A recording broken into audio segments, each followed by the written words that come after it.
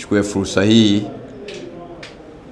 nikiwa kamanda mpya wa Jeshi la Polisi mkoa wa Mjini Magharibi Unguja, nimeona imekuwa ni vyema siku ya leo niwaite hapa kwa ajili ya kufahamiana na kuomba ushirikiano katika kazi zetu za kila siku za Jeshi la Polisi.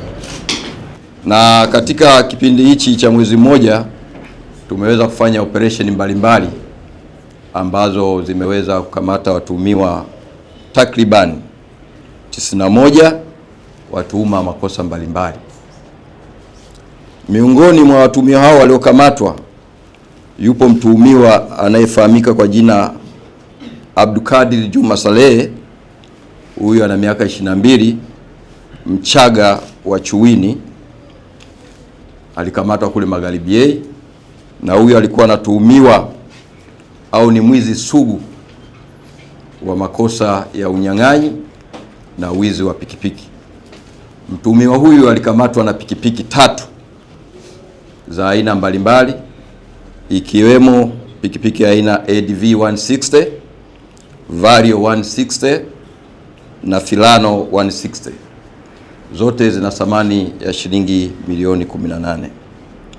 Mtuhumiwa huyu katika kufanikisha uhalifu wake amekuwa anatumia mbinu ya kujifanya ni mtumishi wa vyombo vya dola, kwa maana anawaaminisha wale wanaouza pikipiki kwamba yeye ni mtumishi wa Jeshi la Polisi au Jeshi la Wananchi, na kwamba anahitaji pikipiki kwa ajili ya matumizi yake.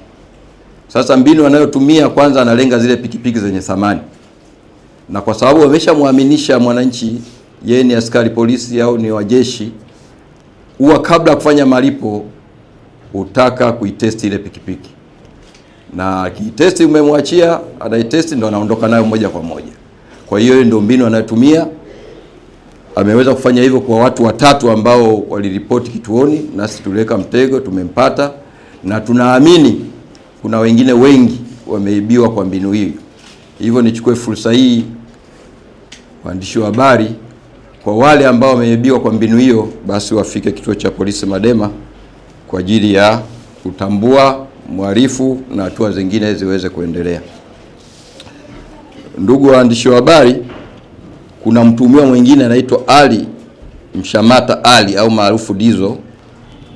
Ni miongoni wa watuhumiwa waliokamatwa na miaka 27, mshilazi wa Mwela huko Magharibi A.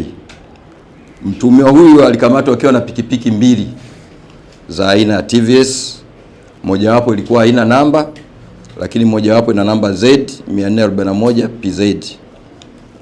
Mtuhumiwa huyu pia alikamatwa akiwa na simu 3 za wizi, kitambulisho cha NIDA chenye jina la Mariam Ali Kimaro, pamoja na zile chip 28. Na tunaamini hizi chip 28 manake haya ni mazalia ya simu ambazo zimeibiwa maeneo mbalimbali. Hivyo sasa hivi tunafanya jitihada za kuweza kuwatambua zile chip, tuzitambue ni nani wamiliki wake, ili tuone waliibiwa katika mazingira gani, kwa sababu tunaamini hizi ni simu. Ndugu waandishi wa habari, katika operation hizo tumefanikiwa kukamata hizi operation ambazo tulikuwa tunazifanya, pikipiki 14 za aina mbalimbali. Tumeweza kukamata madawa ya kulevya yanayosadikiwa ni bangi yenye uzito wa gramu 21 pamoja na ng'ombe dume katika kipindi hiki cha mwezi mmoja. Vile vile jitihada za kuimarisha usalama barabarani, Jeshi la Polisi kupitia kikosi cha usalama barabarani limekamata jumla ya makosa 3877 ya usalama barabarani katika kipindi hicho, ikiwa ni sehemu ya juhudi ya kuhakikisha sheria za usalama barabarani zinafuatwa na kupunguza ajali zinazoweza kuzuilika. Na katika kipindi hiki cha mwezi mmoja uliopita, jumla ya ajali 12 ziliripotiwa, ambapo kati ya hizo ajali 8 zilisababisha vifo vya watu 10 na ajali 4 zilisababisha majeruhi 8.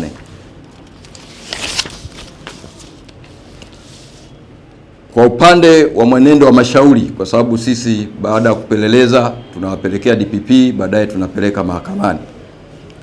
Kwa hiyo jumla ya kesi 65 zilifikishwa mahakamani katika kipindi cha mwezi mmoja, Miongoni mwa kesi zilizofikishwa mahakamani ziliwahusu watuhumiwa 8. Hao watuhumiwa 8 nafikiri wengi mna kumbukumbu, ni watuhumiwa sugu wa makosa ya uvunjaji na unyang'anyi wa kutumia silaha. Na tukio mojawapo waliofanya lilikuwa lile la Mlandege, ambapo walivunja majira ya usiku katika duka la wakala wa fedha na kuiba fedha zisizopungua shilingi milioni 100. Vile vile watuhumiwa hawa walifanya tukio la unyang'anyi wa kutumia silaha kule Maungani, wilaya ya Magharibi B, na kufanikiwa kuiba fedha taslim shilingi milioni 10 na vitu vyenye thamani ikiwemo dhahabu vyenye thamani ya shilingi milioni 20. Kwa hiyo hao ni miongoni waliofikishwa mahakamani katika kipindi hicho.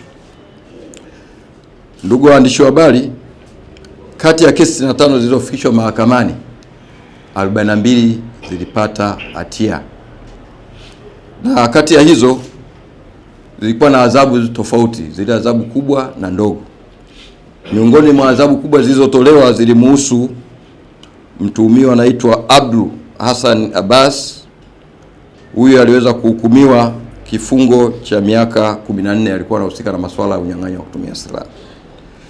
Mwingine aliyefungwa kifungo kikubwa kwa makosa hayo ni Ali Mohamed Bakal. Huyu alifungwa miaka 7. Kwa hiyo hao ni miongoni katika kesi 42 waliofungwa.